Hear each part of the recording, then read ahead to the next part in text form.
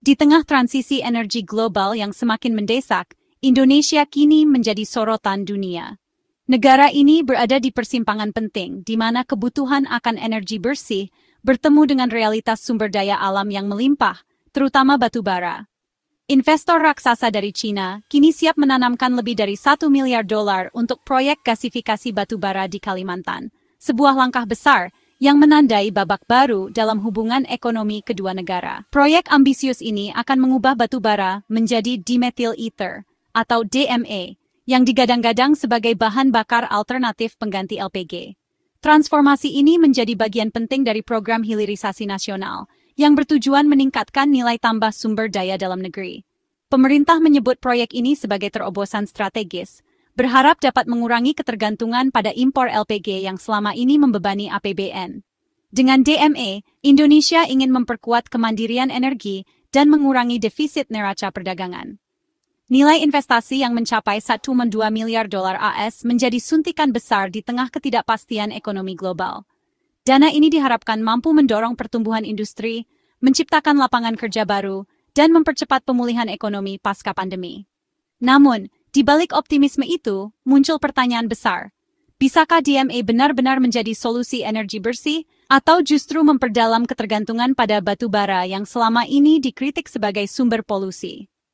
Banyak pihak menyoroti dampak lingkungan dari proses gasifikasi dan potensi emisi yang dihasilkan. Keterlibatan China dalam proyek ini juga menambah dimensi geopolitik yang tak kalah penting. Sebagai investor utama, China memperkuat posisinya di Indonesia, sekaligus memperluas pengaruhnya di kawasan Asia Tenggara. Data terbaru menunjukkan investasi China di Indonesia terus melonjak tajam dalam beberapa tahun terakhir. Proyek DME ini berpotensi mempererat hubungan ekonomi dan diplomatik kedua negara, membuka peluang kolaborasi di sektor lain.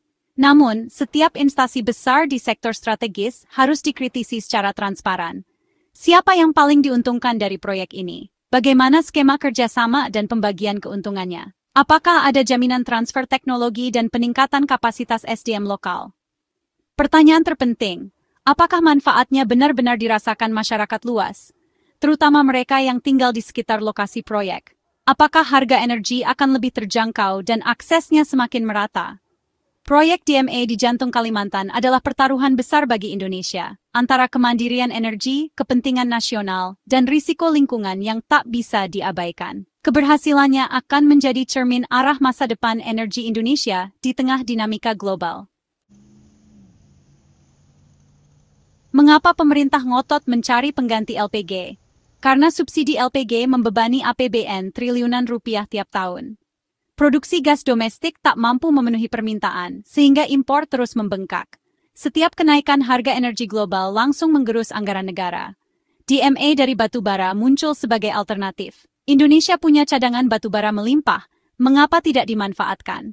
Pemerintah berharap DME bisa memangkas impor dan memperkuat neraca perdagangan.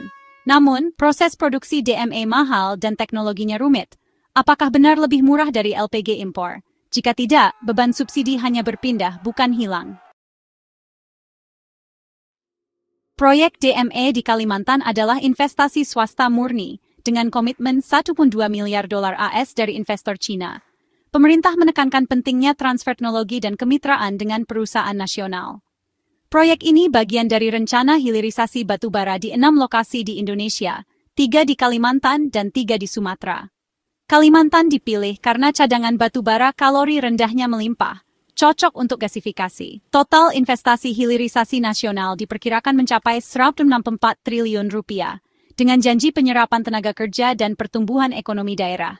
Namun, transparansi soal mitra lokal dan pembagian keuntungan masih jadi pertanyaan besar.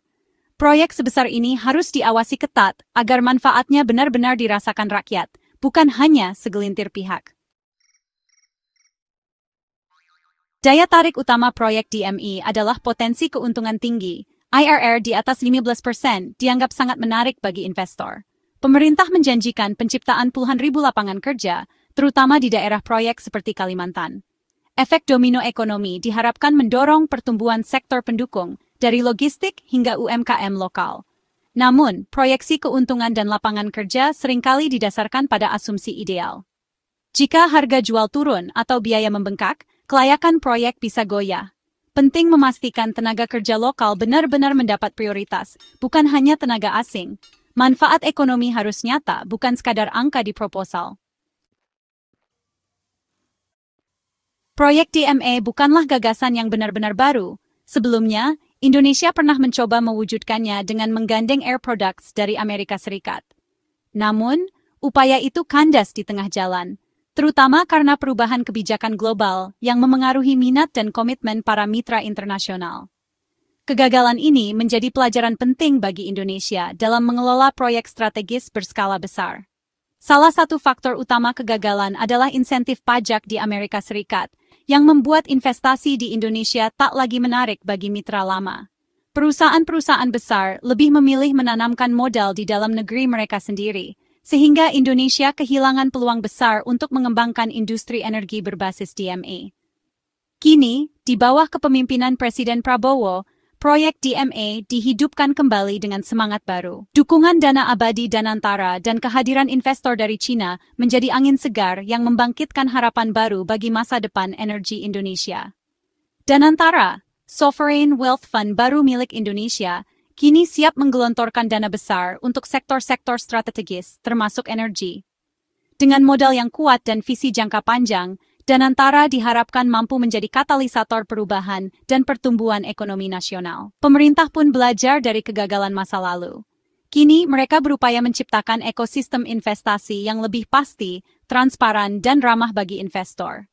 Regulasi diperbaiki, insentif diperkuat, dan komunikasi dengan mitra internasional semakin intensif. Namun pertanyaan besar tetap menggantung di udara. Apa yang membuat kali ini berbeda dari sebelumnya? Apakah perubahan kebijakan dan strategi benar-benar cukup untuk mengatasi tantangan yang ada? Apakah insentif dan jaminan yang diberikan pemerintah sudah cukup kuat untuk memastikan para investor tidak mundur di tengah jalan, seperti yang pernah terjadi sebelumnya? Proyek DMA ini membutuhkan lebih dari sekadar modal besar.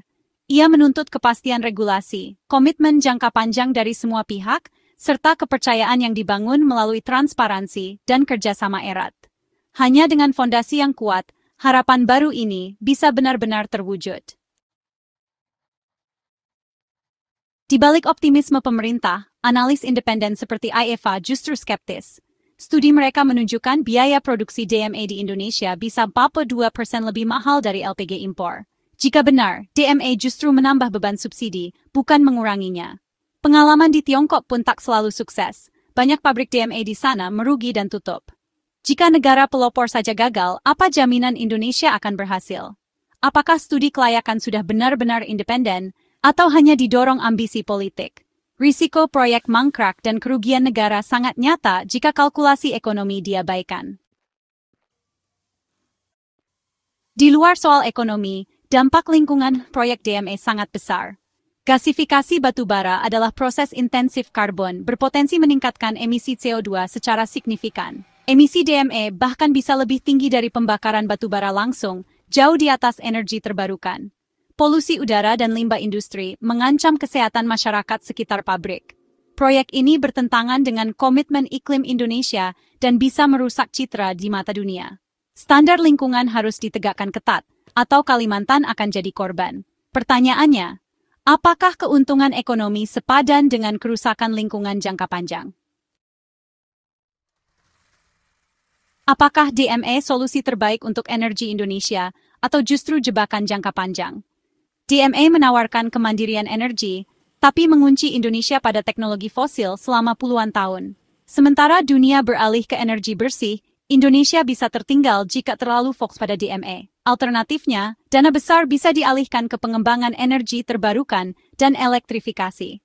Pilihan ini lebih sejalan dengan tren global dan komitmen iklim. DMA adalah warisan era industri lama. Energi terbarukan adalah masa depan. Keputusan hari ini akan menentukan arah energi Indonesia puluhan tahun ke depan. Keputusan terkait proyek DMA kini berada sepenuhnya di tangan pemerintah. Ini bukan sekadar keputusan teknis, melainkan langkah strategis yang akan menentukan arah masa depan energi nasional. Pemerintah harus mengambil keputusan dengan pertimbangan matang, melibatkan berbagai pihak, dan mengedepankan kepentingan jangka panjang bangsa. Pengawasan ketat dan transparansi mutlak diperlukan di setiap tahap, mulai dari audit ekonomi, peninjauan kontrak, hingga pembagian keuntungan.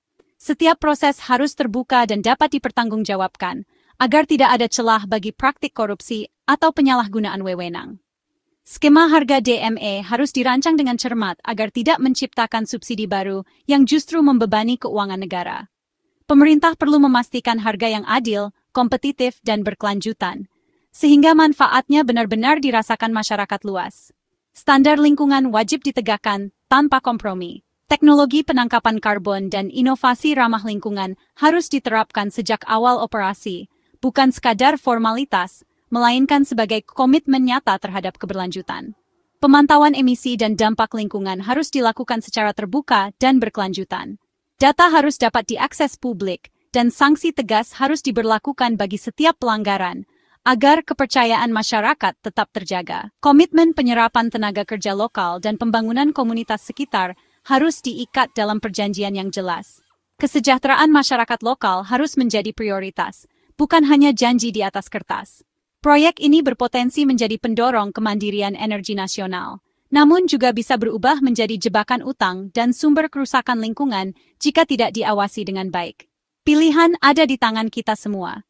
Kini, bola ada di tangan pemerintah, menimbang, memutuskan, dan mengawasi setiap langkah dengan penuh tanggung jawab demi masa depan Indonesia yang lebih baik dan berkelanjutan. Pilihan dan kebijakan yang diambil hari ini akan membentuk wajah energi dan lingkungan Indonesia untuk generasi mendatang. Masa depan bangsa ada di tangan kita bersama.